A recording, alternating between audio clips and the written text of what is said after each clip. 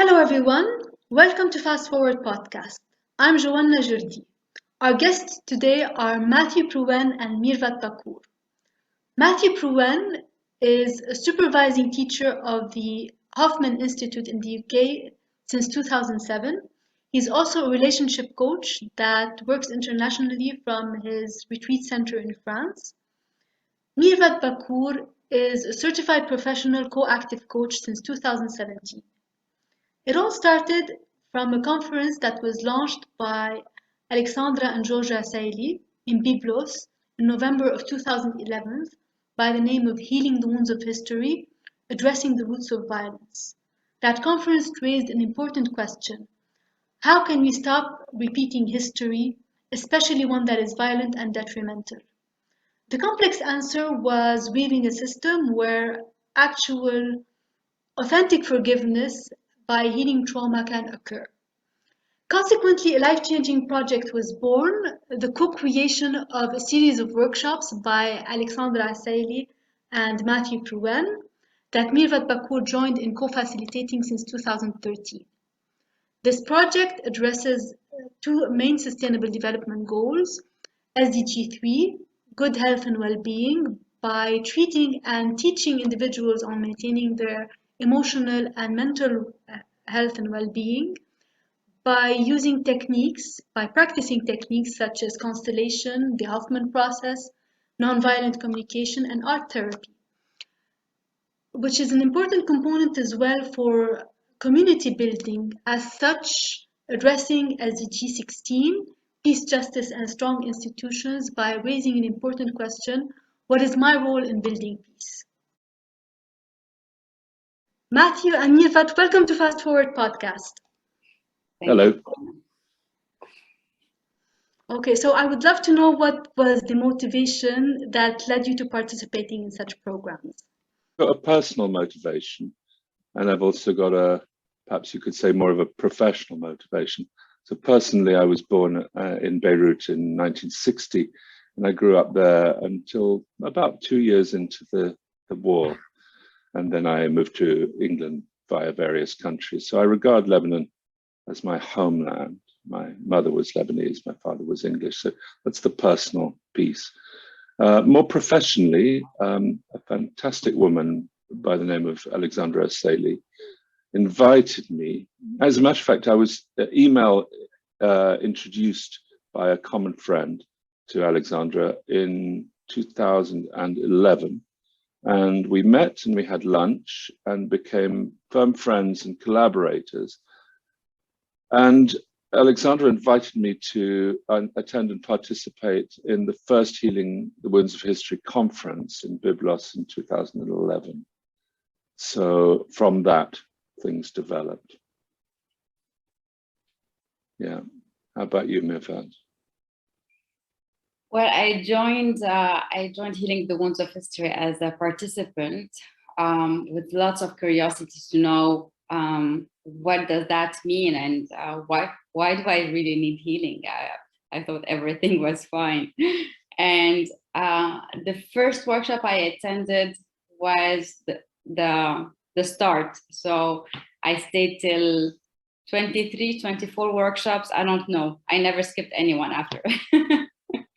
And every time it was a growing experience. Every time as a participant or co-trainer, I was learning.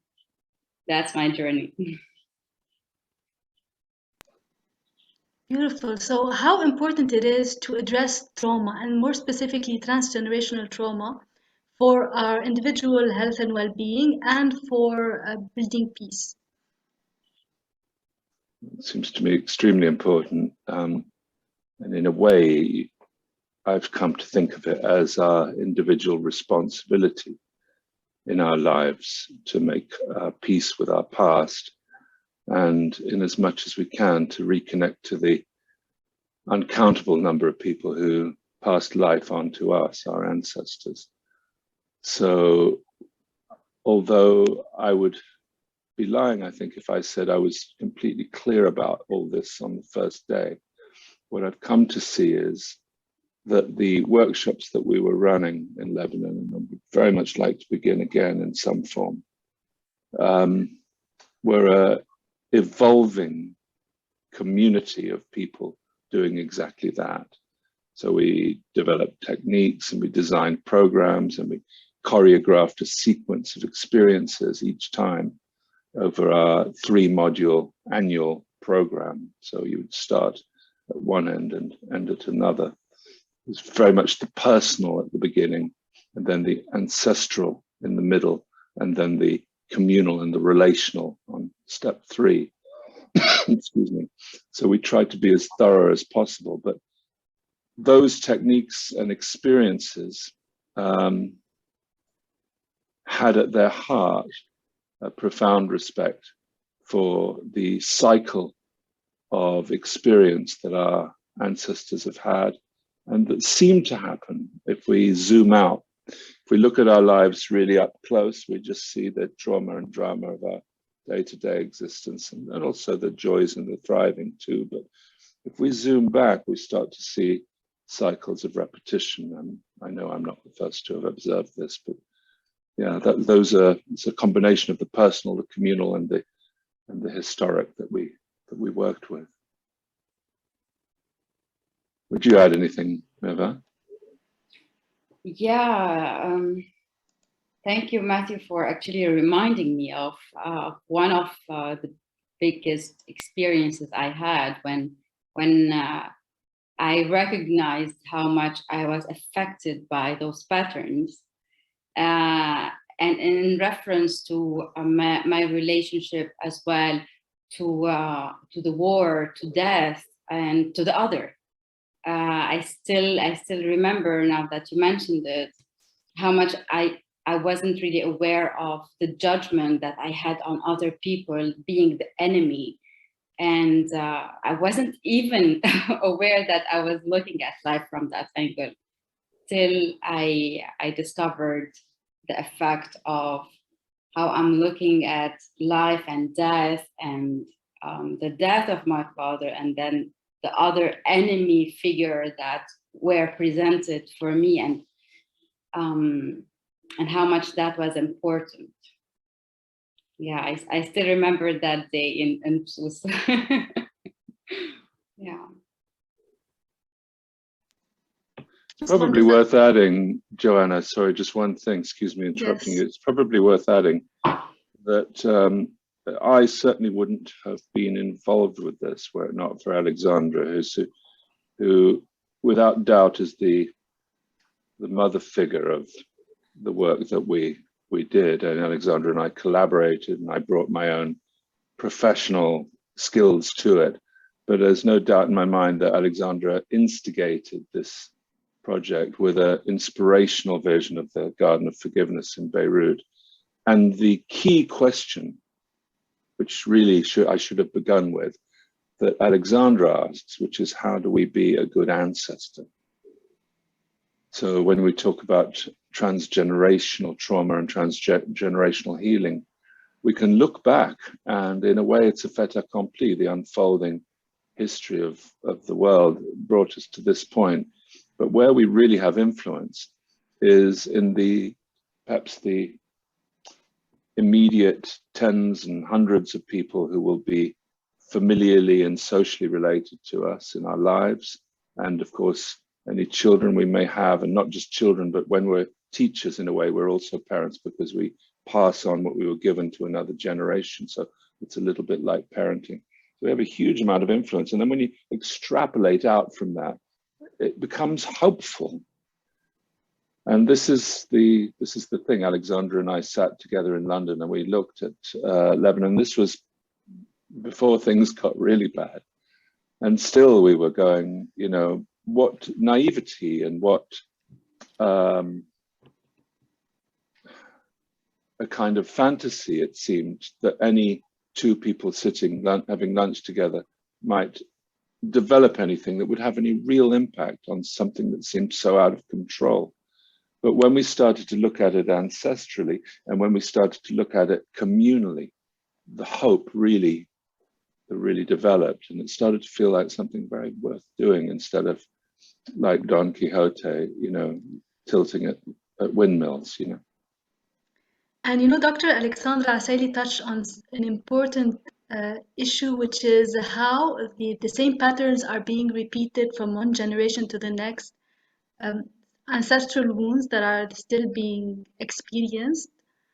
I mean, mistakes that we're still repeating because we haven't authentically learned from the past, or more accurately, we haven't forgiven. We haven't been through the proper process of forgiveness and reconciliation.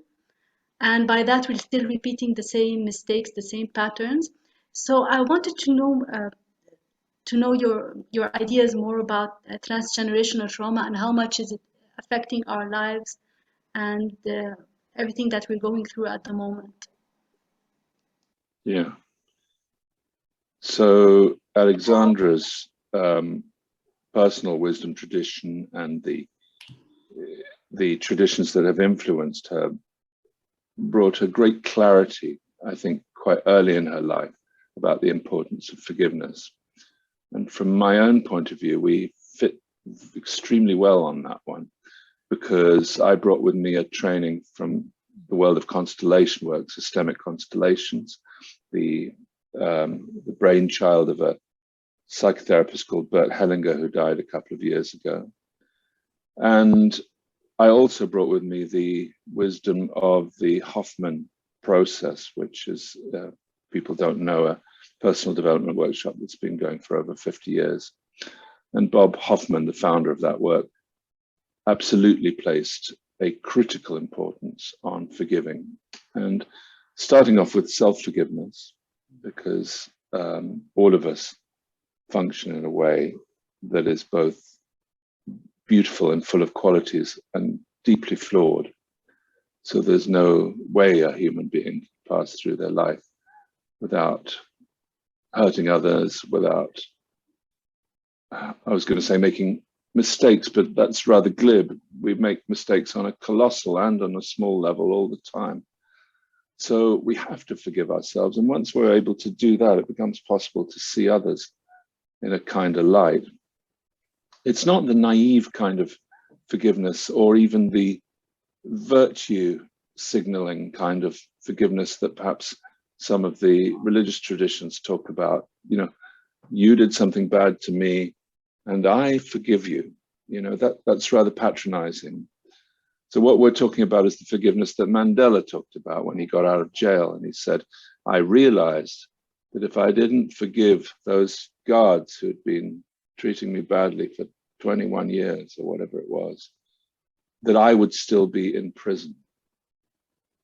So the forgiveness that we are taught by many wisdom traditions, and often in religions, is the kind of virtuous sort of forgiveness that says, you've hurt me, you've offended me, you've transgressed, done something wrong. And I, in my largesse, in my generosity, I forgive you. Now, when I'm on the receiving end of that, I don't feel blessed. I tend to feel rather patronized, shamed even. So it doesn't feel like a blessing. So what Alexandra was super clear about, and me with my Hoffman background was also clear about, that this is not forgiveness as a virtue, but forgiveness as a blessing. So when we become clear, as Mandela famously said when he left prison, that I realized, he said, if I don't forgive those prison guards, I will still be in prison. So when we come to see that forgiveness is an act of self-interest, it's for me that I'm doing it. And as a secondary level, it may be a blessing also for the other. But when we do that, then something extremely sweet happens. It becomes that much more natural. It's really when we realize the prospects for us if we don't. We keep warm at night with our grievances, don't we? In the moment, it feels safer, it feels even rather delicious to be holding a grievance. But when we come to face the inevitable end of that road, which is bitterness, and I don't know if you guys know anyone in your life who is old and bitter, but it's not something to aspire to. So when we can see that that is the consequence for us and the freedom that comes for us, then it, as I say, it becomes a blessing. So that was something Alexandra and I very much clicked. You know, it was a natural click. And I wondered, Mirvat, what was your experience of coming to that? Was it a new idea, or was it something you'd thought of? Yeah. So I'll anchor Alexandra's way of thinking about forgiveness as well within her thought of the garden of forgiveness. And she kept on repeating, to reach the forgiveness, we must first feel the pain to heal. Like there's a process, there's a way to go for forgiveness. You cannot just sit and say, yeah, I understand the situation, I understand you, and just like that, I can forgive. And during the workshops, we were really going through this process of allowing this pain, allowing this forgiveness to really take shape and form through a healing process. So that was deep, that was authentic, till really to reach there. There is no magical point or time to say it's happening, it happened, even after the whole 3 modules, 1 year thing. I mean, I've been part of it for 6 years, and every time I was just taking a layer and a layer out of it. And I would say I did not really reach full forgiveness, just layers. And within that, lots of opening and awareness of how it is really affecting our lives. So that was a big takeaway for me, like to really jump from this bitterness, this anger, and actually more not being aware of it. As you said, Matthew, like, have you like look around for some elderly bitter? In fact, I just noticed that I was holding some bitterness and anger and judgment around life and people and circumstances that I was holding. I was not aware of it till I opened my eyes. I had awareness and mostly noticed how much it's affecting life, living it, seeing it. And that was one of the most important fundamentals I took from the concept of forgiveness and healing from Alexandra. I love that idea that forgiveness is not an act, it's a process, it's something that we need to go through. And that is an eye-opener for how reconciliation needs to happen and how important is that for peace building. So I'd love to know your ideas about that. So peace building begins somewhere, doesn't it? And I think it's very understandable. It's very probable even that people in the face of chaos and threat get overwhelmed. It's more than any small group of people can cope with. Every life has loss in it, no matter how lucky. And every life has injustice in it. And every life has threat in it. So we seem to have evolved as an animal with those grieving emotions. We have sadness that helps us process loss. We have fear that helps us process threat. And we have anger that helps us process injustice. Some parts of the world, and Lebanon most certainly is amongst them, have more than their fair share of loss and threat and injustice. And as we were saying earlier, great cycles of it that play out over centuries even. So what happens when we can't at an individual level process, when we are traumatized, excuse me, and therefore our whole system is more concerned with survival than processing? What happens, of course, is that those grieving emotions, the fear, the anger, and the sadness, get sort of locked down. They can't move up and out. They get suppressed and locked down. So in terms of peace building, what we need to do, or at least this is This is our best shot. I'm under no grandiose illusions, by the way. How do you do this, Matthew? Well, this is how. No, but this is our best shot. This is our best attempt at contributing, which is what I certainly want to do, is make a contribution. It's the idea that if we can start with a small group of people who can make peace with themselves and who can grieve, who can actually process their own life experience. As Mirvat says, not like some binary equation, I haven't grieved, click, I have grieved, but just to keep those layers coming. Then what they become, and this for me is a spiritual observation, it's not very practical, and people might think it's not scientific either, but this is my observed experiences, that people become little luminaries, you know, little light beings, not permanently, but they have perhaps longer periods of time when they're connected to their essence. That is extremely attractive. You know, in the same way as stress is contagious, lightness of soul is also contagious, and it attracts people. So pretty soon a community starts to build. Now, if that community is intersectarian in a place like Lebanon, people's primary connection is their bond in that shared experience as human beings. And a little bit later they discover, or maybe they knew because of family names or something, but they start to discover that their tribal allegiances or their sectarian allegiances or their religious affiliations are secondary to their primary human connection. And we saw that, I think. I'm a little hard. I think it's better in a way that you two speak about your experience of healing the wounds of history, because although I was a facilitator and I had my own process in it, my experience, this may be the naivety of a diaspora Lebanese who understands Western culture better than Lebanese culture, but my experience was that alchemy started to happen. So that would be the continuation of that would be that those people go out into their respective communities and hold themselves differently and interact differently and inspire.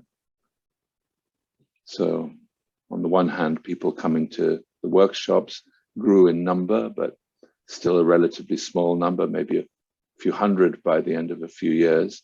But each of those few hundred people, of course, had an impact. They were teachers, they were coaches, they worked with children.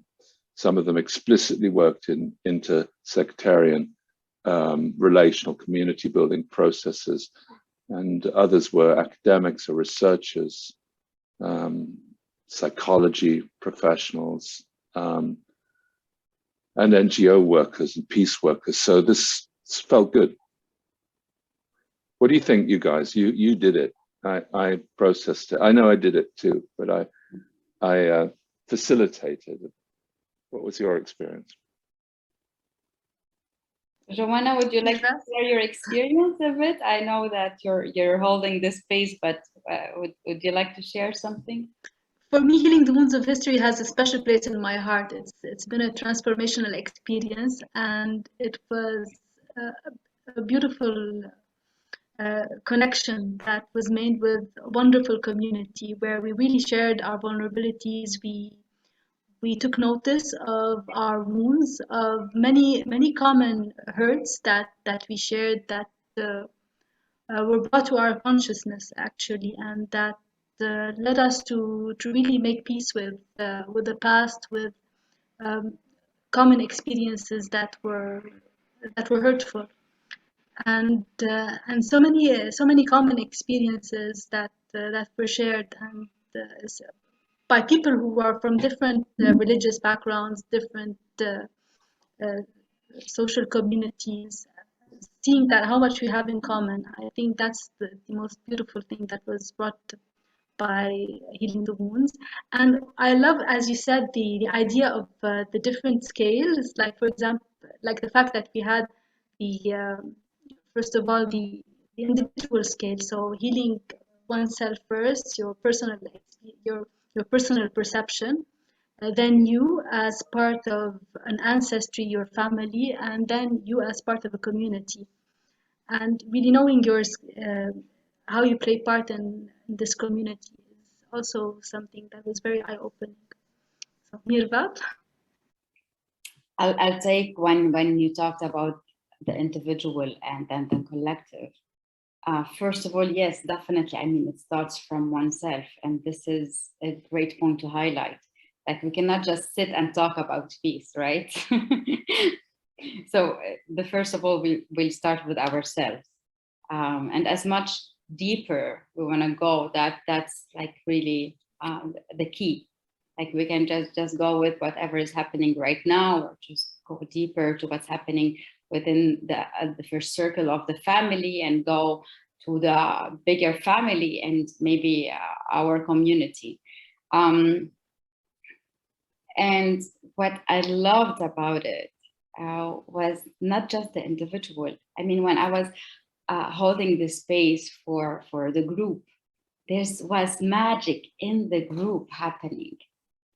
So someone would just say something or share an experience, and then everyone connects to it and it resonates. And then everyone is just saying, when she said that, I felt this, and it reminded me of this experience I had. So there was really amazing things happening when it's the collective, even though it's individual, but turns out to be in the circle. And that was one of the biggest magical moments I witnessed when actually holding that space through different ways. That was through when we shared stories, when we did the art, when we had the walk, and lots of aha moments came in. That was mind blowing and life changing. For some people, they still talk about it till now. Like, that moment when I realized this changed my life. And I just love those moments. And also the connection with land and with our history. I feel like my connection with Beirut, with the Garden of Forgiveness, with the history, all the ancestry that is behind it, all the people that went through hardships. You connect more with this land once you realize that it's part of you, and you are part of this land, this history, this space. That's also something that meant a lot to me in this program. And on that note, I want to ask you, what are the next steps? So at the moment, Lebanon is going through hardships, terrible hardships and turmoil. So how do you think we can overcome that in the spirit of healing the wounds of history? Well, the pandemic, excuse me, the pandemic really ushered in a period of sort of imposed helplessness, really, especially for group work. And inshallah, we've come through that. You know, that it's starting to look like some kind of group work is possible again. The garden itself, for me, remains an iconic, an incredibly beautiful symbol. It's also the result of an extraordinary woman's love of a country. And it would be of such importance to me personally if the project of the Garden of Forgiveness could find full fruition. You know, if nothing else, particularly in the lifetime of Alexandra, that would be one of the most pleasing things to me. So anything I can do to support that has my full attention.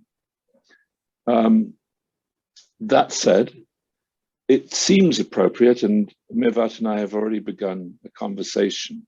It seems appropriate to begin a series of workshops again. We came to a stop, but that I don't think means that the work hasn't been continuing, because, as we've said, out in these communities are a few hundred people who've been affected and touched by this experience, and I'm sure it's in some invisible way seeping around. One of my concerns is that the program should not place a burden commercial burden in order to fund itself on the Lebanese people. Mirvat and I were talking, and I think what we should be doing is in some way funded so that people who are interested come without any hindrance, economic hindrance. Maybe there could be a donations basis, or maybe it could just be underwritten by some as yet benevolent benefactor. But once it is up and running, the vision that hasn't quite fulfilled itself for me is the transition from participant to trainer, and trainer to multiple workshops in Lebanon and perhaps elsewhere, but the focus of my love and attention is Lebanon at the moment. So that the boundary between facilitator and participant, as I experienced, because my own personal development was incredibly well served by ostensibly being a facilitator, but I just felt part of the community. Within a couple of years, it wasn't me doing my job, it was me participating in my community. But what I'm talking about here is the development of the work into an Arabic-speaking entity. So my Arabic is almost non-existent, but what I would love to do is work with people like you, Mirvat, and you, Joanna, if you're interested, to develop this so that it's not a Anglophone, process. It's an Arabic process. So that would be the next step if we get the financial support, and if the energy is there. The energy's here, that's for sure. Yeah. What would you add to that, Mirvat? Next steps? Yeah. Funnily, that's one of the reasons I'm hanging on to staying in Lebanon after all what happened, and everyone was leaving and looking for opportunities. And even if I want to take it personally, going to be next to my daughter, something was really calling me to stay and to do something, because the trauma that we're talking about are not just what happened previously, the war or the civil war or everything. It's still happening nowadays, day after day. It's not just alive, it's adding to it. And I just feel like we need to do something. And as we were still in the shock of trauma ourselves, I believe that now is the time of really like working on something to make a change, to heal the fresh trauma, because this, before it really gets deeper, it's happening right now. And yes, Matthew, I'm very aware that we need to make sure that it's supported. So people are already in the burden of the economic situation. So that needs to be supported for the Lebanese to really be able to just, whoever is interested, to come and experience this healing and take it forward to the community, to their family, and spread this, I would say, peace, hope, whatever that would be. And the importance of it right now is just so much in time and in need for it. Fresh trauma happening day after day for all generations. Before, it was the people who lived the war. Now it's all generations. Everyone is living it. All kids are traumatized in a way or another. Mm. So yes, definitely. I really hope that this intention will really like see the light and have the support needed for how much it is in need in Lebanon right now. The only thing I'd add is I'm very open to partnering with people. So if there was a way of co-producing some of our work or fitting it into some already existing structure, then that could work well, I think, too. My secret agenda is to go and work in the Gulf and bring back some money and to devote it to the project. That's most people's agenda. Yes, exactly. Especially in Lebanon. Yeah, but I think it would be wonderful. I mean, Lebanon is really a magical place that is worth investing in, that is worth really investing in beautiful experiences and the connection that exists between people and between Lebanon and the rest of the world, because I mean, it's such an ancient civilization that brought so much to the world. Oh, true. Joanna, from myself, I want to thank you for this opportunity. And in fact, when I heard or read about this, I was looking forward to seeing you as and this is part of how I experience healing the wounds of history. I mean, there was a community that was created. There were people who are taking this forward in their way to the community and making it alive again, and spreading the seeds and living it and just sharing it.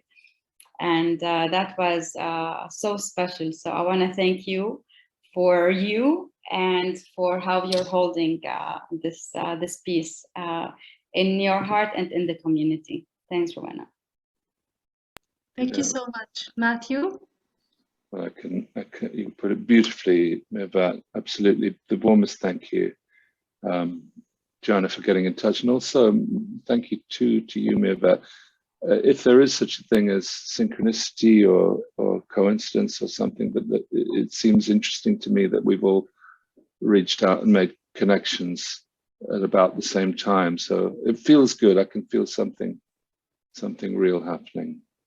But a really big thank you for this opportunity to talk.